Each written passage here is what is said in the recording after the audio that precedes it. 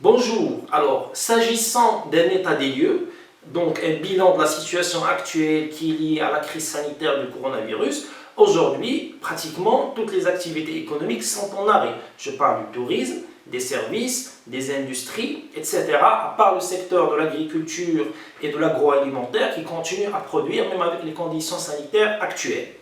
Alors, déjà, on est sur une croissance très faible pour le semestre en cours. Donc le nombre de travailleurs en arrêt d'activité il est très élevé et donc on parle d'un taux de chômage actuel qui a dépassé les 12% et il continuera de grimper jusqu'à la fin de l'année. Le nombre de gens qui sont en vulnérabilité aujourd'hui il ne cesse d'augmenter et bien évidemment la croissance elle est en recul et donc on fait de la décroissance par rapport au semestre précédent.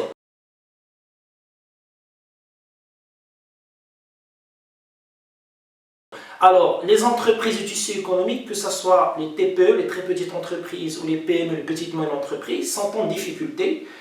Les TPE forment plus de 65% de notre tissu économique, ils sont à l'arrêt, ils ont de sérieuses difficultés financières, et donc voilà, ils attendent toujours de nouvelles mesures d'accompagnement et surtout l'assouplissement du découvert financier actuel d'un oxygène.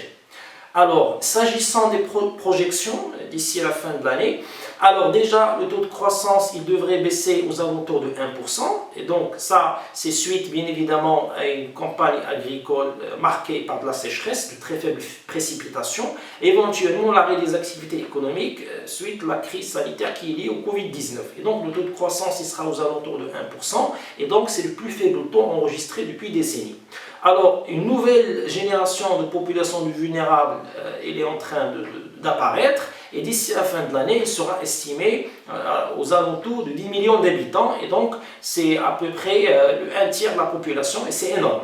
Alors, éventuellement, en termes de taux de chômage, aujourd'hui on est sur un taux de chômage de 12 qui était de 9 en fin décembre 2019 et il continuera de grimper. C'est un taux de chômage qui concerne directement la population active inoccupée. Il atteindra 16% d'ici à la fin de l'année. Donc en termes de projection économique et sociale, donc vraiment les chiffres sont très alarmants.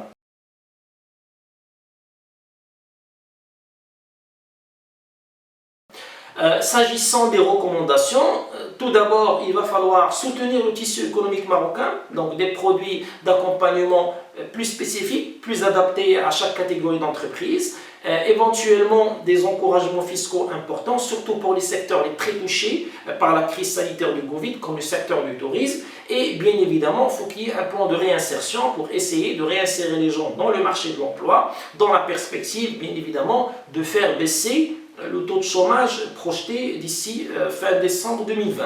Éventuellement, c'est question aussi d'avoir un plan de relance économique, essayer de relancer un petit peu les activités pour tomber sur un taux de croissance en moins de 2% au lieu d'être sur un taux de croissance 1% qui est très faible.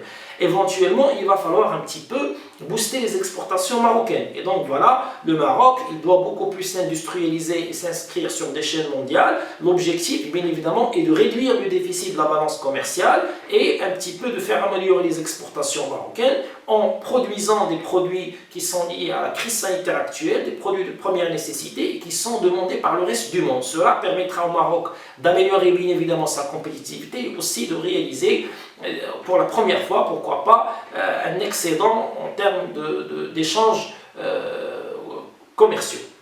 Merci beaucoup pour votre attention, à très bientôt.